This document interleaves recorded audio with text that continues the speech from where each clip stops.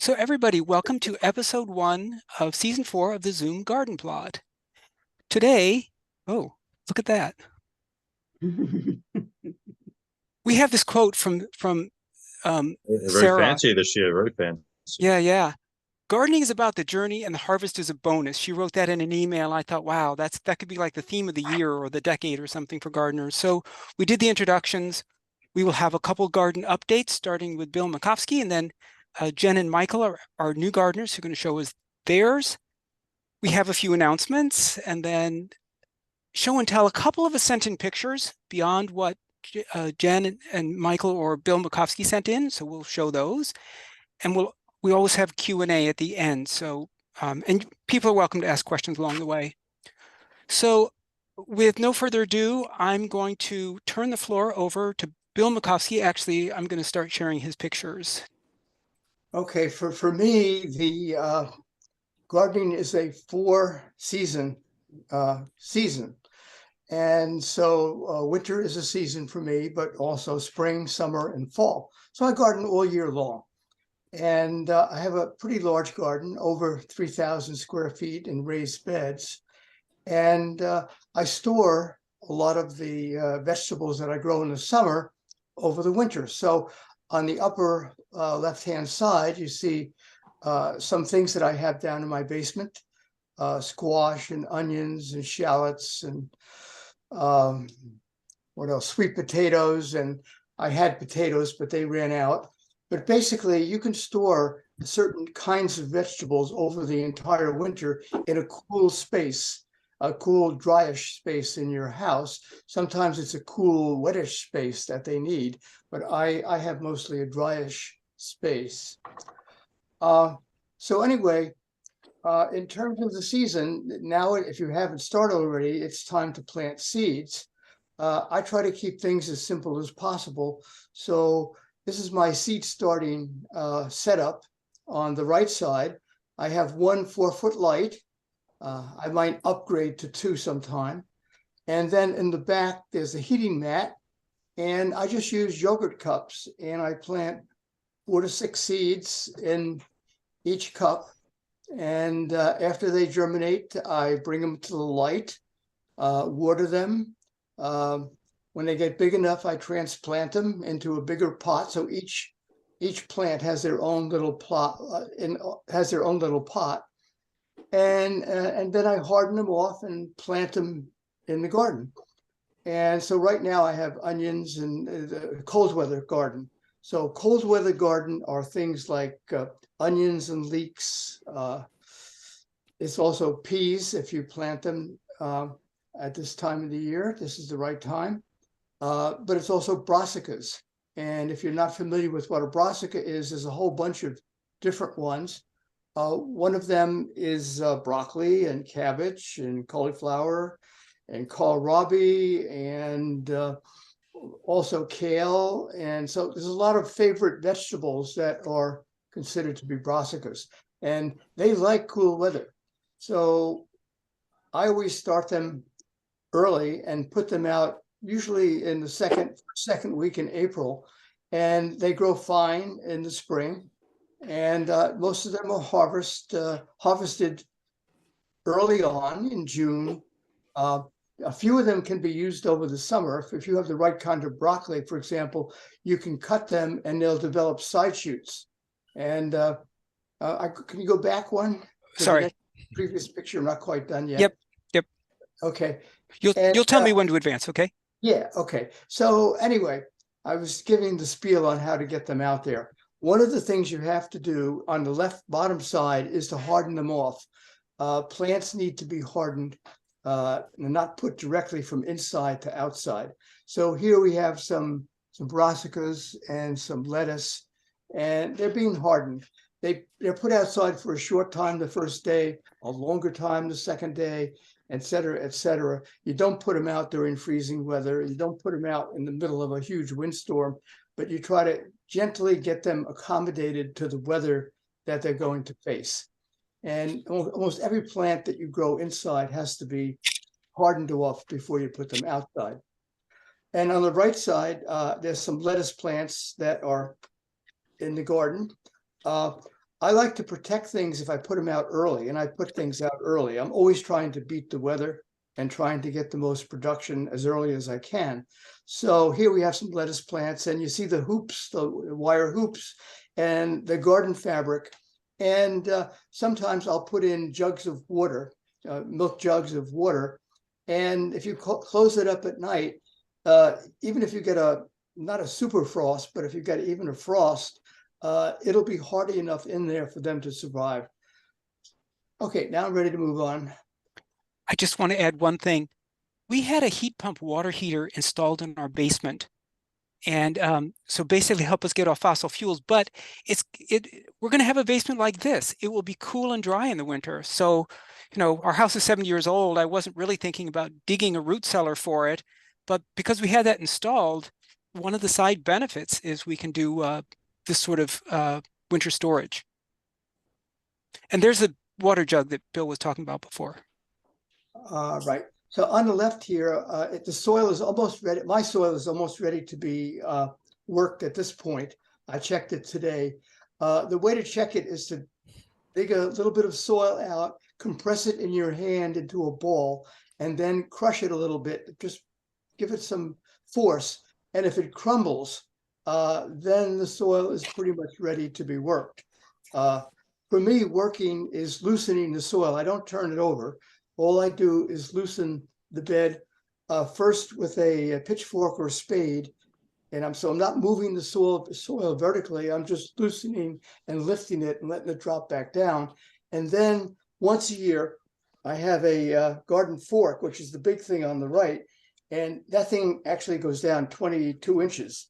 So I stick that in, step on it, push it down, and lift up again, not mixing it or anything, but just loosening the soil deeper. And that's how I treat my beds. The beds have been in service for now 25 years, so I don't have to do too much. The walkways are mulched already. I just have to lift the soil, and then I'm ready to plant. In the winter, I have several things that I do to get fresh winter greens. One of those is to have a cold frame, as shown in the upper right, and that's spinach that was planted in the end of October, and it gradually grows.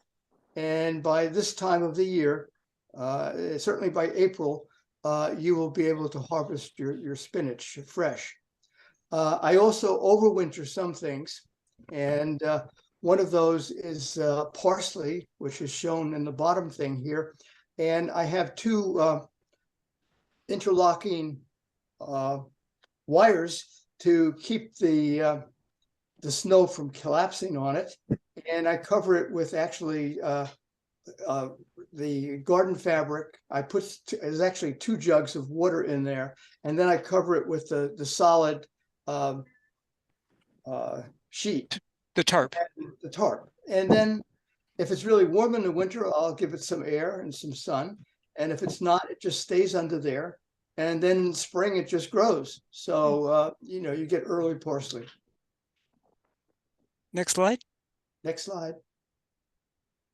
Now, now what did I do? I'm sorry, I didn't.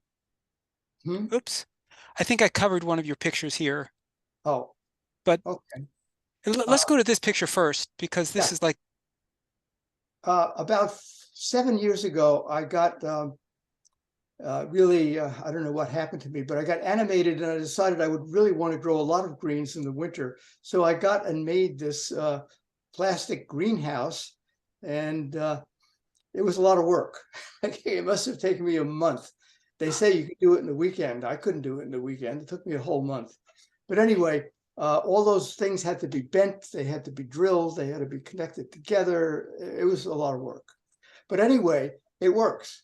You plant, what I do is I plant half of the greenhouse in large plants like chard, collards, sorry, etc. Sorry, I'm jumping ahead. I want to go back to here because I think now you're talking about this picture. Yeah, and now this is what I do in the winter, so I get fresh greens. I only grow greens. What you can see is I have 3 beds. I have it covered with Rime, or sometimes it's called Rime, but it's actually garden fabric. And it's a heavy duty fabric. And I have some jugs of water about 15 or 20 in each bed. And the stuff on the left actually was put in fairly large and then continued to grow. And I harvest that all winter. Also, there's kale in the second row there in the back. And these are new things that I planted in November. And you can see by the time you get to the spring, by the time you get to February, March, they're all grown too. So there's radishes and lettuce and spinach and a whole range of things.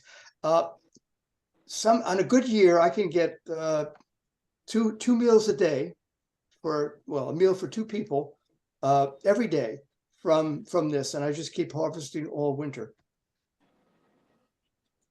And it works. I mean, it's cold in there in the winter, but it really works. Okay, and then what you're aiming for when you garden, obviously, is not just a cold winter garden and then the spring garden, but what you'd like to do is your summer garden. And my greenhouse is right in the middle of my garden. And this is not even the full garden. It's bigger than this. But there's also raspberry bushes, strawberries, asparagus, blueberries, lots of flowers, and etc. And then there's the more annual stuff throughout the garden. So anyway, that's what I do. Thank you, Bill. This is the sort of picture I like to send out on April Fool's Day, saying, "Wow, I'm really doing well in the garden this year." Not saying that this is a current picture of my garden, just saying, you know. I wouldn't do that. You wouldn't do that, yeah. Let's see. I'm going to stop sharing for a minute. That's insane. Hey, Bill, I have a question to ask you. I use a broad fork too. It looks like I got the same model as you. It's green, and I think it has 4 or 5 tines. Yeah. And I think it's actually quicker when in tilling. I can get in there and I can turn the soil over as much or as little as I need to in about the same time as tilling, and it doesn't destroy the soil structure as badly. It's very easy on the soil structure. So and that's why I do it too. I don't till. Yeah, I don't till either. I'm not a tiller. And it's great. I mean, people ask me about it, and I think it's the best thing there is for the garden. It's just it's so you can turn things over so quickly, and you really don't destroy the microbes or the animals in the soil. The earthworms or the arthropods in there. It really is good for the soil. So you're the only other person I've seen with that. I wish more people would use this. Great idea. And it's good workout too. And it gets deeper, so the roots can get down further. So it really is deeper than a regular pitchfork will. Yeah. Question. Yeah. Go ahead, Eric.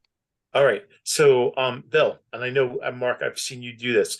You basically, you're aerating the soil. Is that what you're basically doing? I mean, yeah, the soil is already structured in the sense that it's been, there's compost added on top over years, and the soil is pretty structured. So all I'm doing with a spade or a shovel is I put it down, just lift the soil up so it breaks it a little bit, and then I go to the next spot, lift it, break it, and then after that's all done, I take you can do the fork, the big fork, earlier or later. It doesn't really matter.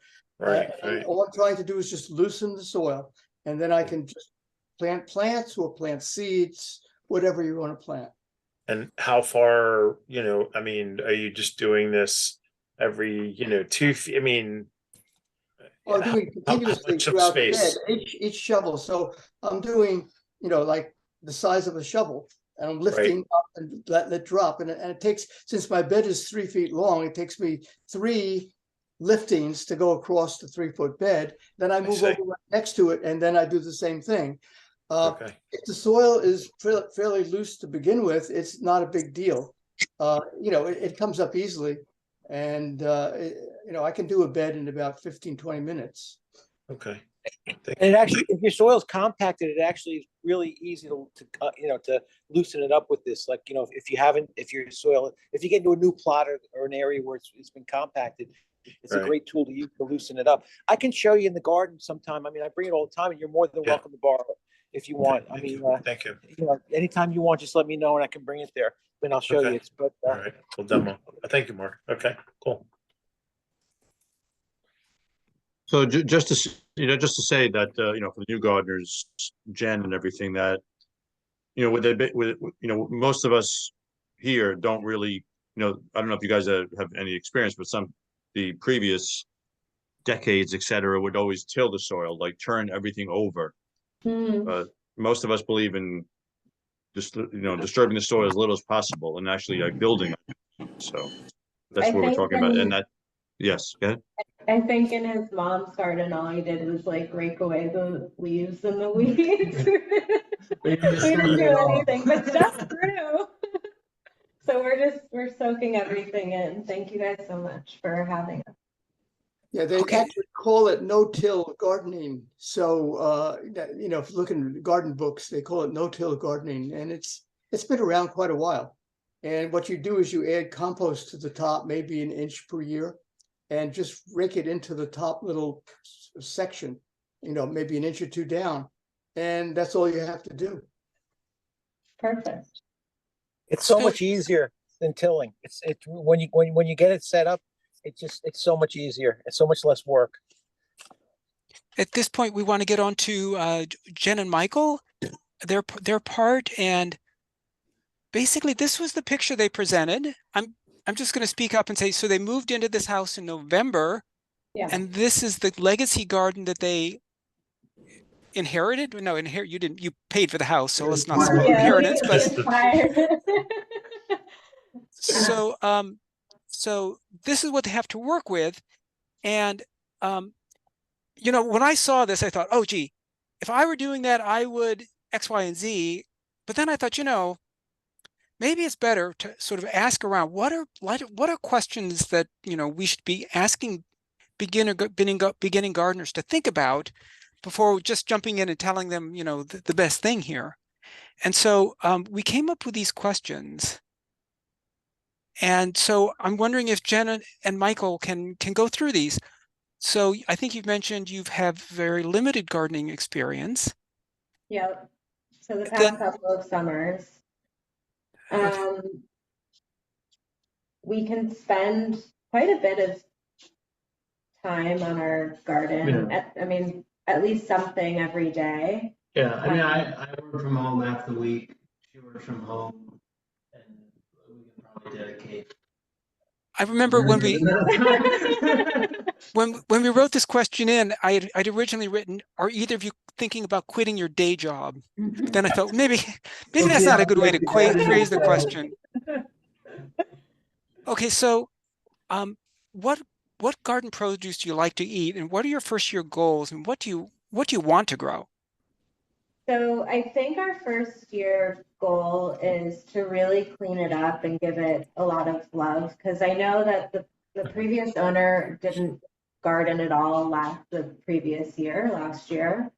And so I definitely want to make it feel like my own. And aesthetics are important to me, so I want it to be really beautiful and pretty. And so that, I think, is the goal in terms of what we want to grow and what we like to eat. Michael is very excited about growing turnips. So we'll definitely be growing turnips. Basil was very easy for us to grow in the past. We have blackberries and raspberries out there, and there's some sage that's still growing. So definitely a lot of herbs, and I want some mustard lettuces. I might be a little overly ambitious, but She wants to grow every vegetable ever. really just everything, because I love vegetables and I love fruit. And then of course I want some like nasturtiums and chamomile and lavender to go in there. I would say first year goals, set it up for success, and figure out like what we can still do to produce something throughout the year, and then be able to go to year two to really like go with the plan and understand what we're doing and be able to turn it into something a lot more sustainable. He's a lot more practical than I am.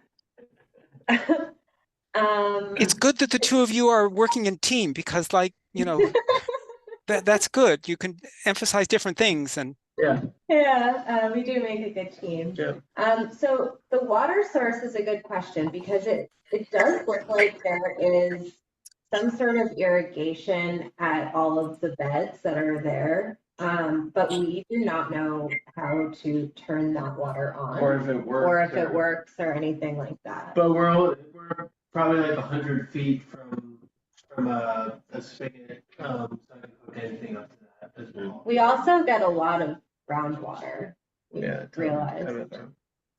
And then I don't think that there were any chemicals used previously. There might have been, but I don't really know. And you mentioned something. Was it there like an owner for just a year or two, and it was the prior owner who actually started the garden? Or do you know anything? What history do you know about this place? They lived there for 8 years. She used to, I mean, the way she described it was they used to grow a lot of herbs, right? Well, they used to grow a lot of herbs, and then they have all the berries. And she did tell me, I mean, they have the apple tree in there, and then, but I think it was mostly herbs. There also seems to be like some sort of animal poop in there, which I would like to remove, just to create more space, I think, for vegetables and flowers and stuff. But I think they started that.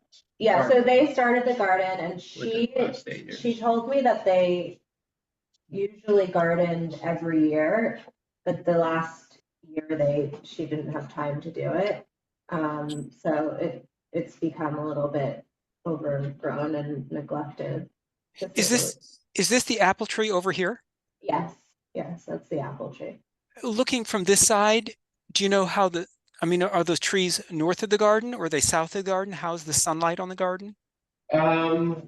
Which direction are you facing? Do you know? Yeah, I know that. He knows. So the garden's on the east side of the house.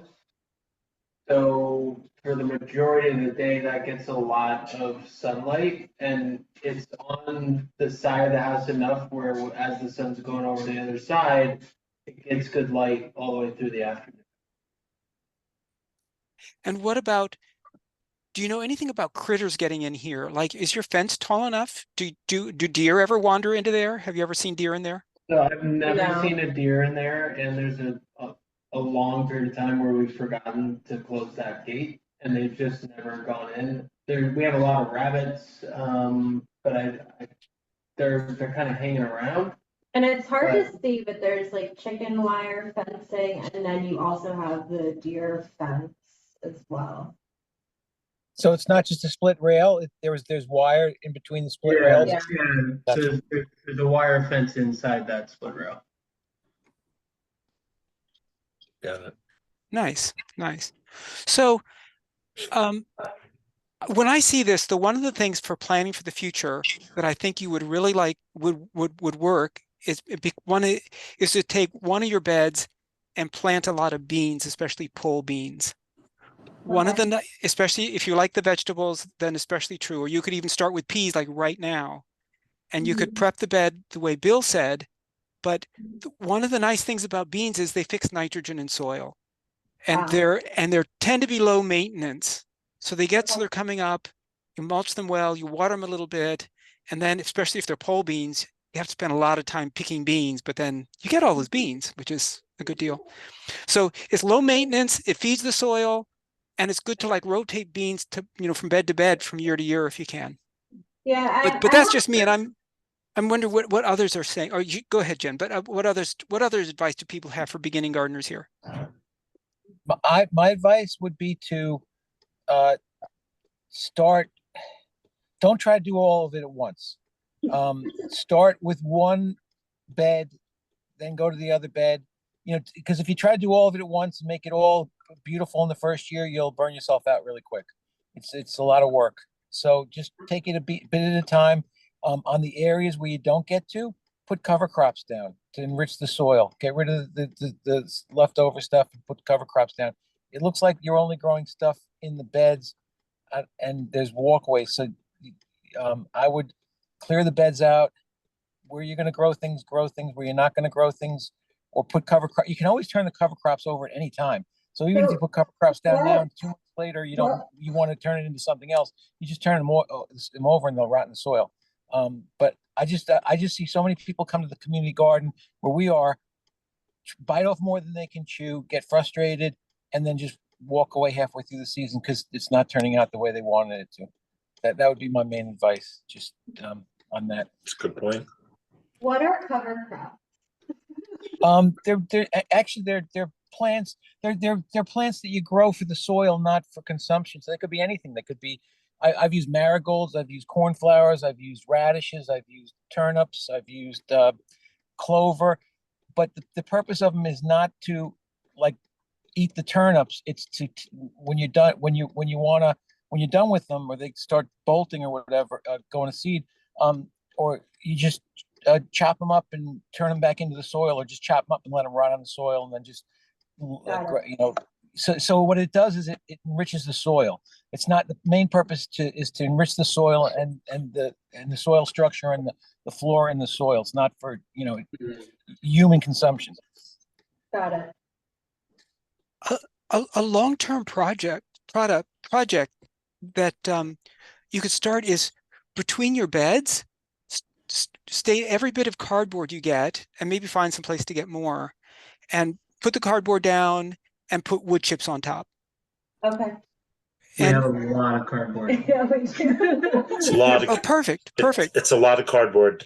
It's a lot of cardboard. I did that last year, and it's very hard. I mean, 20 by 20 space. That's a lot of cardboard to find. But it worked, and it prevented. One thing I was told was about the weeds. It would keep the weeds out, and sure enough, my garden was absolutely weed free. Wow. Because again, if you get the weeds and they run loose, the weeds are going to strangle, like it happened to me in the first season. It will strangle the vines on the squash, and you'll wind up with very small squash. So that's a lesson I learned, and you got to learn the hard way. But so it definitely worked well last year. Awesome. Folks, I'm seeing we're running a little short on time.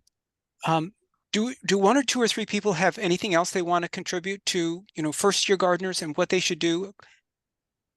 I would suggest that you try to rake out the weeds and get them out of there as much as possible, even if you can hand pull some of them, because there's a lot of loose seeds in there. So just get that out of there. You can start doing that now. Mhm. And once that's done, that it really isn't that big a job as much as it looks like. Get get newspaper or cardboard, whichever you have. There's a Facebook group called Buy Nothing Greenwood Warwood Lake. Yeah. And if you ask people for stuff like cardboard and newspaper, if they have it, they will give it to you. You have to weight it down. Wood chips are the best. If you can get a arborist to bring you a load of chips, or over at the town DPW has a wood chip pile. You don't know what's in there. There could be weeds, but it is a wood chip pile. And But then start. But you two work from home. So if you're ever home and you hear somebody doing tree work, Yeah. and there's somebody and they're chipping, just, hey, you want to Go dump over your there. chips? And they do. They They'll be- don't want to take those anywhere. They they'll be want to give them thrilled to you. Thrilled to dump them for you. Yeah. Follow that tree truck around. Just How do follow you the think sound.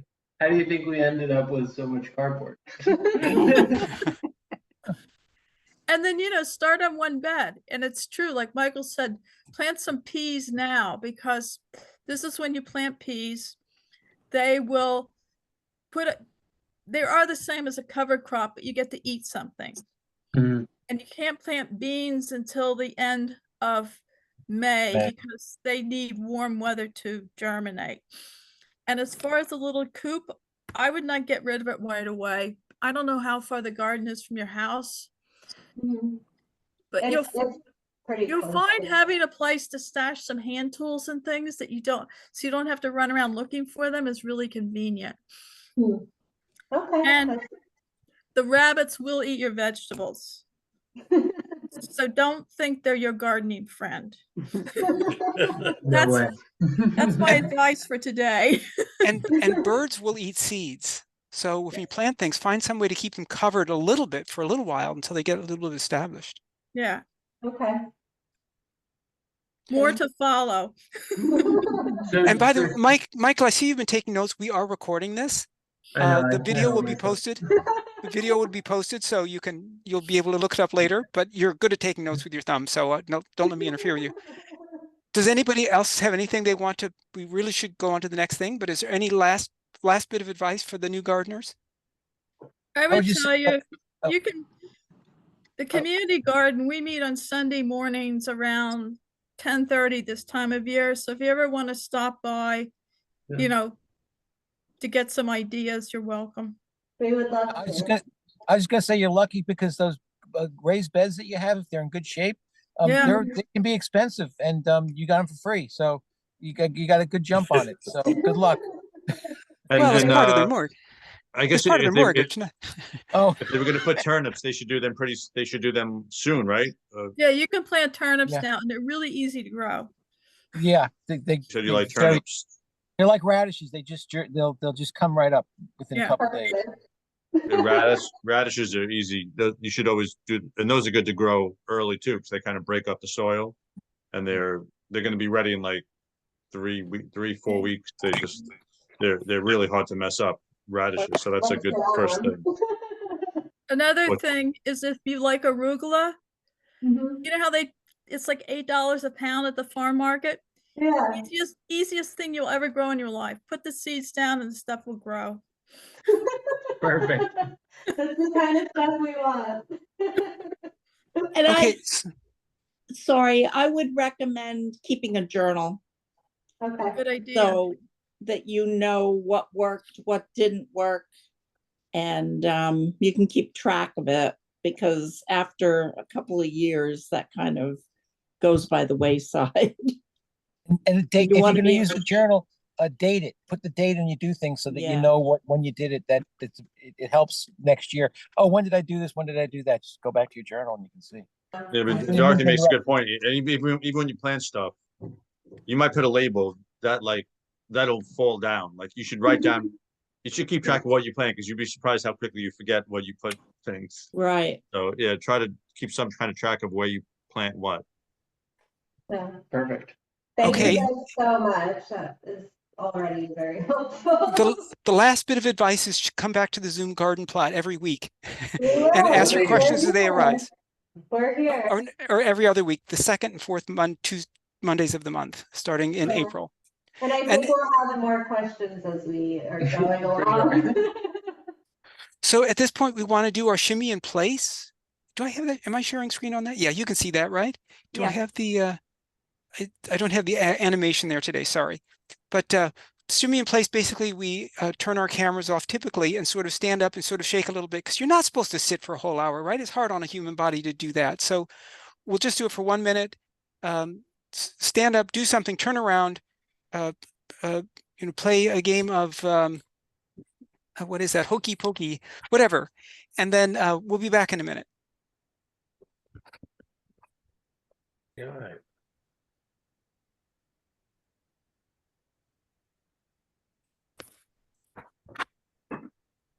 What are you doing?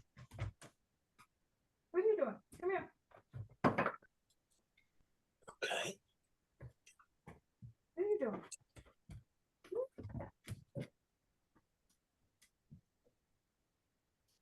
Come here. Leave it. What do you have?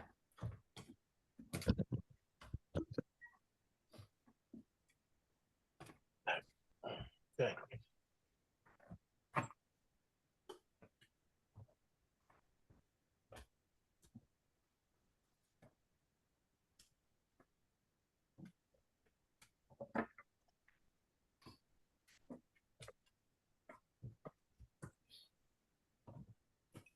Okay, so I hope most of us are back.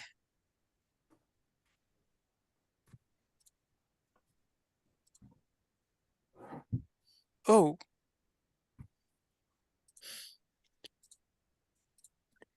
Now it's shimmying in place.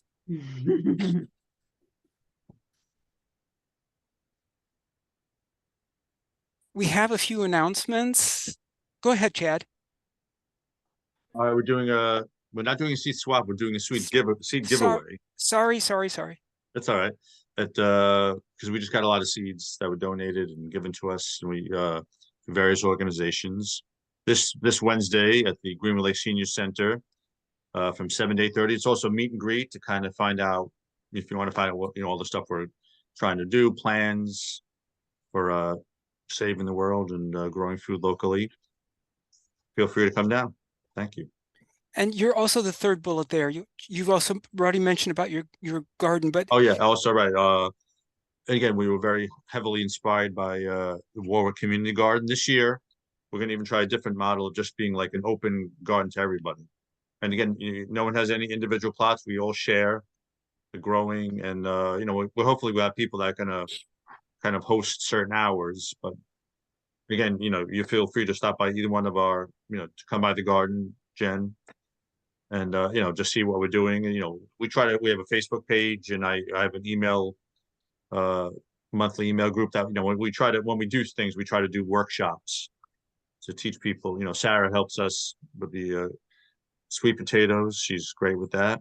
And we plant potatoes, and then I'm doing a composting workshop on Earth Day. So feel free to join that mailing list, and we'll send as much info as we could. I'm going to quickly throw in that the Sustainable World Book Club meets the second Tuesday of every month. Margaret Renkel often writes about gardening things and sort of works them into her family life. But she has articles in the New York Times and so forth. And we are reading a book by her for the April book club meeting, which is the second Tuesday in April. And everyone is welcome to join that. We are an affiliate of the Bad Girls Book Club, wherein half the girls don't read the book and the other half don't show up. So if you haven't read the book, but maybe you've watched a YouTube video by this author, or you read her articles and you want to join the club, you're welcome to join us. And Sarah, please tell us a little bit about the Warwick Community Garden. I just want to mention I belong to one of those book clubs. All ladies, half of them read the book, and half of them say they're coming and they don't. Seems to be a popular book club model. Anyway, the Warwick Community Garden is located at the Doc Fry Center, or the Bandwagon, or the Warwick Valley Community Center, whichever one you know it by, which is on Hamilton Avenue in the Village. So Jen, if you want to come sometime, just write down my email. Or anyone else. Or anyone else. Right. I'm coming too. Michael's there. So this email is for gardening only. So I'll know you are related to gardening somehow if you send an email. And I can tell you our hours are pretty much set, but this time of year they fluctuate. They're on Sunday, but they fluctuate because of the weather. If it's too cold, a lot of us are a little on the older side and we don't want to go out and get too cold. But and then as it warms up, Too cold either. as it gets warmer, the hours move earlier because no one likes the heat, so that's how it works. I mean, we haven't done anything yet. This is a very late spring. Yeah. I have a soil thermometer out on my deck in a pot, and it's barely gotten above 30 degrees, but I have big plans on we do a cleanup in the fall, and then there's some more cleanup to do now. And I plan to get the peas in this Sunday, assuming it does not rain. I start the tomato pepper seeds at home. Wow. We grow almost everything from seed. I got some parsley going this year, and I started some cool weather crops just to get a jump on it because I haven't been able to put any in the ground yet. But you have a great spot there to use, and you have a good. We're excited.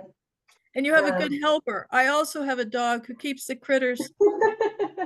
I live in the village and have big trees and deer. I have a deer fence in the village of Warwick. Wow. And my dog is out there barking now, who scares off the woodchucks and the rabbits. So good job having a pup. Eddie is perking up because he hears your dog. Okay, folks, So there- I'm hoping to get us out by 8:30. We're going to go a little bit past that tonight, but I do want to move on to the next thing. So we had just a couple people sent pictures. One was Dorothy. Do you want to tell us about your lettuce? Okay, so I grow some spring lettuce that I will, and I'm actually going to start growing it even earlier. But I put in like 119 or 20 plants this year, and most of them survived. And I have my onions and my leeks going, and the bottom 4 trays are Swiss chard. And so far I've gotten 9 bowls, colander sizes of lettuce harvested, and it's ready to harvest again. And I've been eating it for, I would say, the past 6 weeks or so. So I will be eating lettuce until it bolts, because I'll take these plants, and when the weather is right, I will be sticking them outside into the garden. And when it bolts, we'll be planting something else instead. But the chard will keep growing through the whole summer and into the fall. And this is the first time I've actually started it this early. And it's been quite successful. Beautiful. So how do you know when something, what does that mean exactly? I'm sorry, what was the question? How do you know when something bolts? What does that mean? Oh, when it bolts, it sends up a seed stalk. Okay. So it'll send up the seed stalk, and the lettuce will get incredibly tough and bitter. Got it. And you can't eat it anymore. Oh, And yeah, you'll know. It'll just, You'll know. you'll come out one day and it'll be like a giant, it just like explodes, gets really tall and different looking, like very fast. yeah, When it gets hot and sun. yeah. Perfect. Very good. This is a picture. We got something in the mail. A friend who lives up near Utica, this Chinese lady. Long story about how I met her, so I'm not going to throw that in tonight, but it's an interesting story. Somebody should pin me down to tell it one day. We had this conversation over Zoom one night, and she learned we garden, we learned she gardened, and she sent us these garden seeds. And I got to think about that. This is really a brilliant idea, some of these. So these are all beans. She sent us some other things, greens and so forth. This one over here these are fresh beans that you eat them fresh, and they grow on a high trellis. But there are like 5 different kinds of beans. And the others are all dry beans. This doesn't need a trellis. This needs a small trellis, and this one needs a high trellis. But that's like 10 different kinds of beans that she wants us to grow on one trellis. And I thought, wow, that's actually a really good idea. I mean, maybe one crop will do much better than the others, and different years, different beans will succeed. They all fix nitrogen, but they probably all do like different things to the soil. If you put them all on one trellis, you can think, oh, that's going to be a dry bean trellis, and I won't need to, to do anything with it. I mean, you keep the soil watered and so forth, and weeded and mulched. But so I just thought this was not a way I had thought of doing gardening before, and this is something I received in the mail. I thought, wow, what a gift! That's very cool. And as I mentioned before, I recommend beans to everybody because they're good for the soil.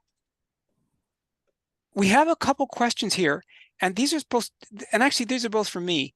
But if anybody, anytime, between now and the next meeting, you come up with a question, send it to us, and we'll get it on here. So, and we're running a little bit late, so I'm not going to push these. But has anyone solarized a garden patch? Like you put a patch of plastic over it and you just let it sit for a season? Is that a successful way to do it? Is that Sarah nodding her? I do it to my driveway because I have a gravel driveway. And over the years, you know, it grows all sorts of grass and stuff. So I discovered that salt, regular rock salt, like used for the snow, that kills grass. Okay. And then if you put down a big hunk of black plastic, it'll kill the grass. It won't kill it forever, but it'll get rid of the grass for you. If you want to solarize, you should use clear plastic, because what you want to do is you want to heat this, you want to heat it, and you want to force the seeds to germinate, almost like a greenhouse, and they'll just burn up. There'll be no place to go. But you got to make sure you seal it really tight, or the weeds will grow out from underneath. So really, solarizing is heating it. You want to instead of smothering it, you want to actually have the plants burn themselves out. Do you see this weed? That's Yeah. That's not going to be solarized. If you solarize this, it won't go away. Well, it's going to send that root out from under your solar. It's going everywhere. What is yeah, this it's called? gonna- What's this one called? Some quack grass or orchard grass. I mean, I'm not, but those I call it- kind of grasses Yeah, I call it are Johnson really grass. Johnson grass. That's very, because look at the stolons and side shoots, the rhizome. It's Yeah. sending out all shoots. It'll clear it out of that patch, but it'll just send the shoots sideways out of the patch, and anything that's not covered by that patch, it'll just start growing. That's really difficult to kill. Yeah. Exactly. That's why I was thinking about doing Oh, it. I've but I got mean, it'll somebody used like this huge bubble wrap. If I remember correctly, it was like they were moving furniture in a building, and they Yeah. put this up on the wall just to protect the wall while they were moving furniture. And so I collected it, and so I've got it, the whole roll of it sitting in my basement. And I was thinking, gee, what if I were to? And it's like a green, but it's bubble wrap, so it's a double Yeah, or triple that- layer.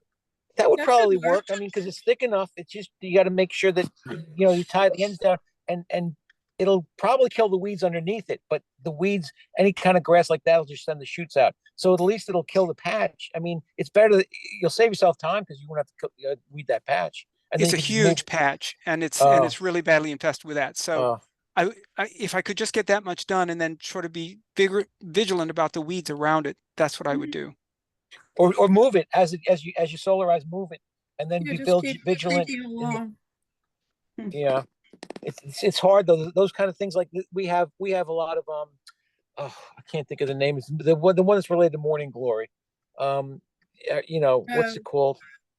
I Bindweed. can't bindweed. Yeah, Sorry, fine. we have a lot of yeah, that bindweed was, in ours, that and that is was just my enemy.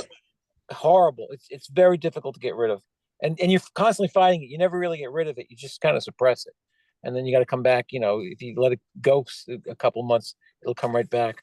It's like a constant battle, especially with us because we're not using chemicals, right? Or we're using organic chemicals. Okay. So Before we right, Eric? we really Yeah. need to sign off soon, because I really want to be good about, we'd say 7:30 to 8:30, although we had a long introduction section. But is there any last question people want to ask before we end for the night? Are we gonna Question do to a ask. that we haven't started anything inside? Oh, I have a question. Go ahead.